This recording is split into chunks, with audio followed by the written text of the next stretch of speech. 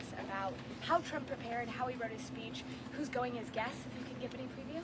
Well, all I can say is that President Trump is the greatest orator we've ever had in the Oval Office. Every time he's done one of these addresses, Americans have been overwhelmingly blown away, excited, thrilled. And it's an opportunity for President Trump, as only he can, to lay out the last month of record-setting, record-breaking, unprecedented achievements and accomplishments that have made this opening to the presidency the most successful opening to any presidency we've ever seen in American history.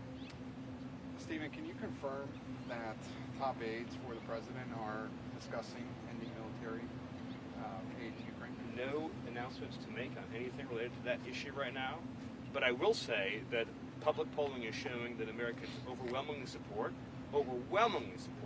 President Trump's approach to the war in Ukraine and his push to have an end to the fighting, a peaceful settlement, an end to the bloodshed, and that where President Trump is where the American people are. We've seen, by contrast, the incredible underwater numbers for President Biden on Ukraine and the policy of forever war. So once again, President Trump is leading with strength and leading with purpose and vision, and the American people overwhelmingly support his position. Stephen, President Putin has expressed interest in cutting a mineral deal with President Trump in the United States. What is the administration's stance on that? I appreciate the question. Again, I'm going to refrain from making any news on the Ukraine war right now, but just reiterate that President Trump remains committed to achieving a peaceful settlement, which is the outcome the American people overwhelmingly seek and desire. We've got time for two more questions. With regards to Guantanamo, is the administration backing away from housing migrants in Guantanamo? No, far from it. The Guantanamo Bay is a pillar of this administration's plan to deal with and remove high-threat criminal aliens, as well as to increase and expand our overall detention capacity. And we are using, President Trump is deploying a multifaceted approach to ending migrant crime, sealing the southern border, repelling the invasion, and shutting down trafficking networks, smuggling networks, and now foreign terrorist organizations in the form of criminal cartels and transnational gangs. Gitmo is a major part of that. You've obviously seen more and more assets deployed to the southern border from the Defense Department. This is not just a homeland security mission. This is a military mission. These are the cartels are foreign terrorist organizations, and President Trump is deploying all resources and authorities necessary to end the threat from these foreign terrorist organizations. I have time for one more question. Mr. Witkoff mentioned that Lebanon may possibly join the Abraham Accord. I mean, we're talking about like dispute. I'll let Mr. Witkoff answer that question. I have time for one more question. With regards to I'll do two more, and then you. Sorry about follow up. Thanks. Thank you, Stephen. With regards to Gitmo, though, Yes. the administration has been moving a lot of migrants from Gitmo, some back to the U.S., some to other countries, but it does appear No, none back to the U.S. That's not correct. none back to the U.S. No, it was important to Some understand. haven't been flown back to Alexandria.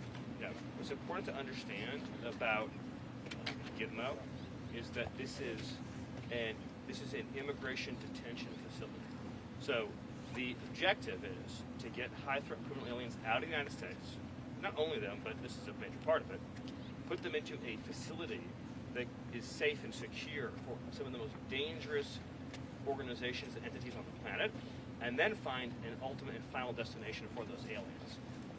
So we're talking about, I don't want to get into any operational details, but you're talking about individuals who I'm not exaggerating when I say this. If they were this close as we are right now, and they had the ability to grab a sharp object, they would kill the person that far away in half a second. That is how dangerous they are. If they are not in a state of constant control, physical control and monitoring, I mean, you give a pair of eyeglasses, they would break off a piece of the eyeglass and they would stab someone right through the neck. I mean, that's how dangerous these individuals are. And they're here in our community. So we're getting them into a secure facility. Gitmo's also set up by Congress to handle migrant processing in a more general way, too. And we're working on building out that capacity. Well, the emphasis right now is on these very high-threat criminal aliens. I just want to underscore that President Trump, he's made the designation. Tren de Aragua, MS-13, 6 criminal cartels in Mexico are now all designated as foreign terrorist organizations. And so that means that we are going to conduct military and law enforcement cooperative security operations like Gitmo to remove that threat from our communities. One more question. I was going to ask if you have any preview on the crypto summit on Friday. I have no preview on that right now, so I'll take one more question. Tomorrow night, Elon Musk, is he going to be a guest of the president for the big address? I'm not going to break any news or any surprises, so I'll take one more question that I can't answer. Yes. Vice President Vance is going to the border on Wednesday after tomorrow night's address. Will President Trump be making any trips after the address?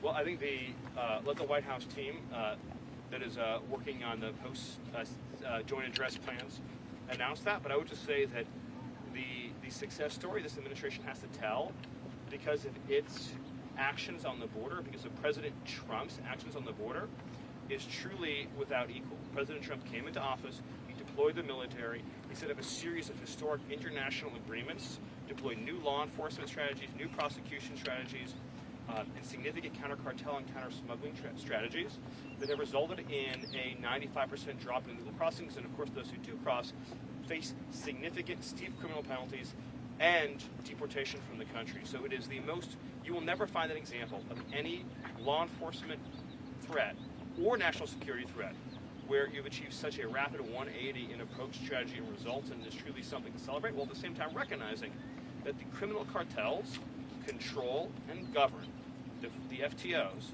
the territory in Mexico, and represent a continued, sustained, and dire threat to the United States. And the American government, under President Trump's leadership, will continue to explore all options necessary to deal with that dire threat. Thank you all. Thanks, guys. Have a good one, all right? The first point after for the president Saudi Arabia. Steven, just a follow-up question I asked. It's not correct. Guys, we gotta- 48 was from Alexandria. I'm just trying to clarify that. From Gitmo to Alexandria, Louisiana, 48 to the plumb back. That's not correct. My understanding is that it's not. Okay. What's that? The bell